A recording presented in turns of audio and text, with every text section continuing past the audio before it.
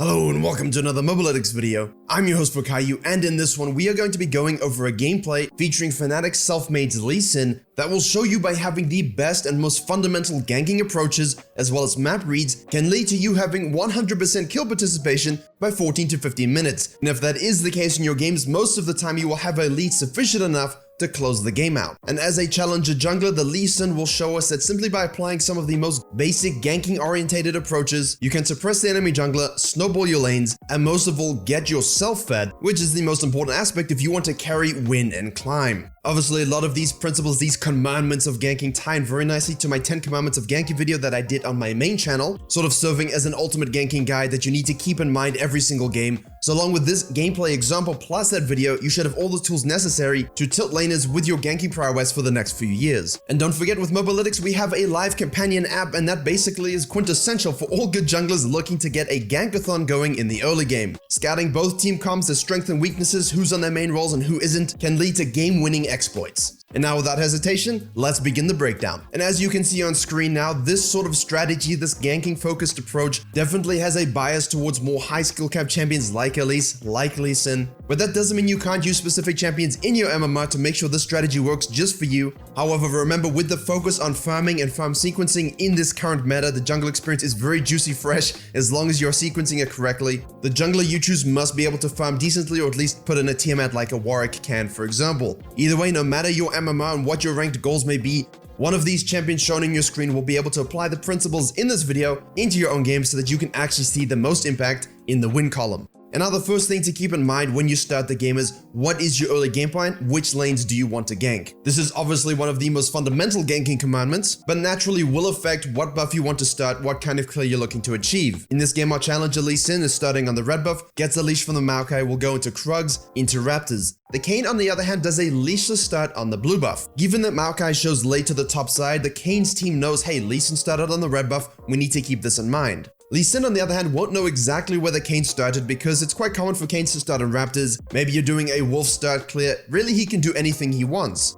But at the same time, Kayn is prototypically a farming jungler, so we really aren't expecting him to have the same ganking impact, and as such, the Lee Sin will want to get on the map first. Very important for ganking junglers to make sure you get double scuttle, control the rivers, and try and get that first blood, or at least that first gank. In our situation here, the Cassiopeia is against a Maokai, ranged versus melee, oppressive versus tree. Maokai does have CC, the snake is going to try and climb it and push him down the lane. Lee Sin knows this. He looks for a gank in the mid lane early, but the Orianna is pushing, it's against a Zoe, not exactly the easiest gank with no reliable CC, and the ability to be disengaged with the bubble that only tilts everyone in existence except for maybe Disney. And as such, he changes his approach immediately, he doesn't waste too much time, he sees it's ungankable, heads straight to the top lane, chain CC together, a nice flash from the snake, followed by a nice flash by our monk, and he's able to secure that first blood. Step 1 accomplished, get an early gank, get it first, and make sure that kill is down before Kayn can do anything. And here is the most fundamental aspect, you must pay attention to the lane states. If mid was pushed in, we could translate that scuttle into a mid lane gank, into a bottom scuttle, we want that river control. If Kayn started on the bottom side and did a full clear, at this point he should meet you at the top side crab.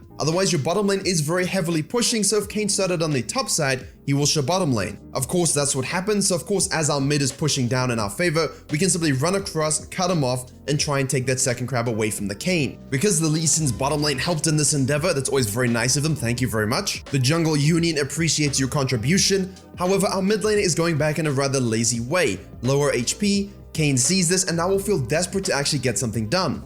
As a jungler, one of the ganking fundamentals and commandments is to make sure you pay attention to what the enemy jungler is doing and how we can reactively gank and counter gank in order to further our own lead and frustrate the enemy jungler even more. So even though our Kayn gets a kill off on the Orianna, the Lee Sin takes the crab, immediately reacts and is able to pick up a second kill.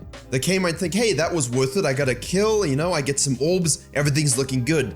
However, what he doesn't know is this is just the beginning of the Lee Sin's domination. If you're gonna rock the prestige skin, you better make sure you do so. You know how it goes. Look good, feel good, play good. Now the next phase for a lot of people might be to take opportunistic ganks on the lanes again. However, in this meta, it's very important to sequence your camps and get them off the map especially as you haven't eaten your blue side camps at all. So in this case, you head to the top side because your Krugs and Raptors have spawned a second time. That elevated experience is coming to you. Challenger junglers will often look to the side that has those respawn camps in order to maximize that experience gain and lead over the enemies. In this case, you can also look at top and mid as you are doing so in case there's any opportunistic ganks, any reactive ganks. But ideally, we simply want to sequence top to bottom, eat our full blue side. And because Lee Sin knows that Kayn farms quicker than him, especially in a full clear, especially seeing as Kayn was killed before the Lee Sin. And Lee Sin also knows, hey, the Kayn started in the blue buff, sequence down, he most likely has done the same again. He might be trying to sneak a dragon.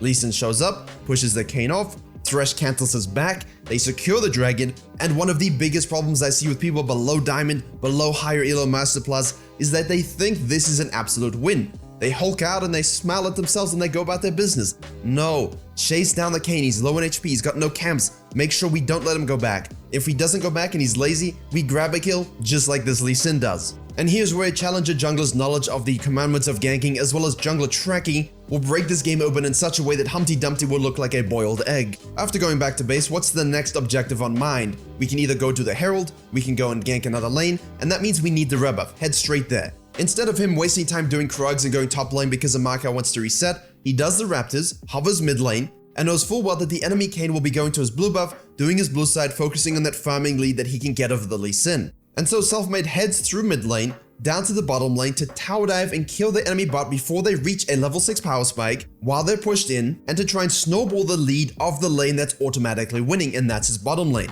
So as you head directly there, you take the Raptors of the blue while you wait for your mid lane to catch up. He heads to the bottom lane, gets a Toad on the hole with a Tahm Kench kill, the shield from the Orianna not really necessary, but a welcome assist for our mid laner. And then we translate that to shoving the Kayn away from that red side jungle, stealing his red buff. And remember, he killed the Tahm Kench and the Kalista way before they were level 6. That's huge for ganking, making sure that you abuse power spikes that are not yet met. A Kalista having 6, a Tahm Kench having 6, this is difficult to gank, especially in between towers when she can yank him on out of there. As such, this was a very well-timed gank. He steals the red, and because the bottom lane returned to the lane, forgetting that the Lee Sin existed, a little bit tilted I think, he uses a very basic principle of repeat ganking. Summoners are burned, they can't do anything, they don't have ults, he's able to pick up another 2 kills for its team. And now if Challenger players can be killed between towers, if Challenger players can go back to lane and still be abused by a jungler that's still in the area, especially with this amount of vision, you should have absolutely no issue in your MMR looking to do the same kind of pressure. But again, this is not the end of the game. We have a nice big lead. Yes, it's a bit of a cushion large enough to sit Jabba the Hutt, but that does not mean that the win is free, and that is now the goal of the jungler, to make it so. Hey, look at that, a Star Wars and Star Trek reference within 20 seconds. Pretty good, right? Right, so we've gone back to base now, and instead you'll notice of going back to camp sequencing and full clearing like the Kayn and other farming junglers would want to do. Remember that Maokai that has great CC and a very free gank? Yeah, let's lane gank that guy. The Cassiopeia thinks that you might have forgotten about her after the level 3 gank. It's a Maokai, he has CC for days and days and days. You're Lee Sin, you're fed.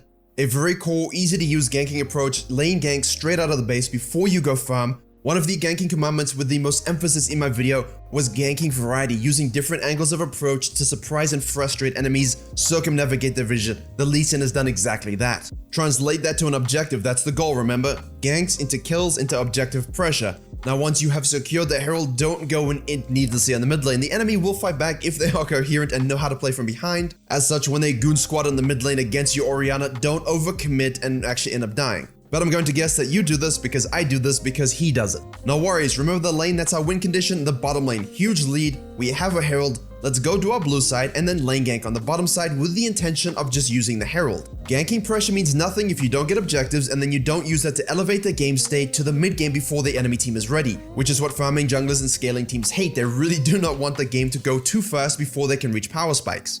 The Herald finishes off the bottom lane tower, the Lee Sin tries to secure the dragon, but because everyone else reset, he gets shoved off, you fall back into your jungle, you lose control of that, but again the ganking and fighting isn't over, you are really turbo gigafed at this stage. The enemy bot lane is simply bot laners, and so you can easily collapse, take them out with the help of your bot lane, and now reset. And you'll notice we haven't spoken about the Kayn because he's been trailing the Lee Sin the whole time. His map reads, his ganking pressure, and his pathing has made it so that the Kayn is really worth nothing. And what you're going to watch unfold now is the Lee Sin going to his red, contesting with the Kayn, who's going to try and get a bit more cheeky now that he has form. And then you're going to see a bit of a skirmish and a fight on the top lane, trying to defend the territories and not let the red team run away with a win. The Lee Sin doesn't farm, the Lee Sin doesn't chill, the Lee Sin doesn't do anything else other than rotate, reactively gank and fight, be a part of every kill, and all of a sudden, 13 kills in the game, 13 out of 13 kill participation. The next highest is 7 by the ADC. Truly a dominant 1v9 performance by our challenger Lee Sin player. And how did he do it? Well, in summary, he started off and knew which lanes he wanted to gank early with a 3-camp clear. He knew that once the enemy jungler showed that he needs to double scuttle and apply that pressure. When the enemy jungler ganks nearby and maybe overcommits, ensure you rotate, counter gank, and get the cleanup kill. From here, don't ignore your camps too much, make sure you sequence them, get the buffs off the map. If there are reactive ganks available, do so. But if your mid and top are pushing in your favor and they don't really seem to be in dire need of your assistance, you should be able to get off a full clear. Translate this into contesting dragons when you've been tracking correctly, keep the pressure on the enemy jungler and remove him from the map if he is greeting or too lazy to go back properly. And from here now is when you basically use your level 6 spike with the red buff to dominate the map. Red buff into bottom lane gank into counter jungling, repeat gank on the bottom lane, reset, lane gank on the top lane gank on the bottom lane after getting a herald, and the lead is insurmountable and you can close the game out very easily. So as you can see, when you combine your ganking commandments with supreme jungle tracking and pathing, you will have absolute total map control. It allows you to be everywhere, have high kill participation, and remove the enemy jungler from the game. Thank you very much for watching. I hope you were able to enjoy and learn something. Please do like, share, and comment below if you did. Don't forget to subscribe to Mobalytics for all the jungle and other role videos coming very soon. I've been your host Virkayu, and as always, I will see you all in the next video.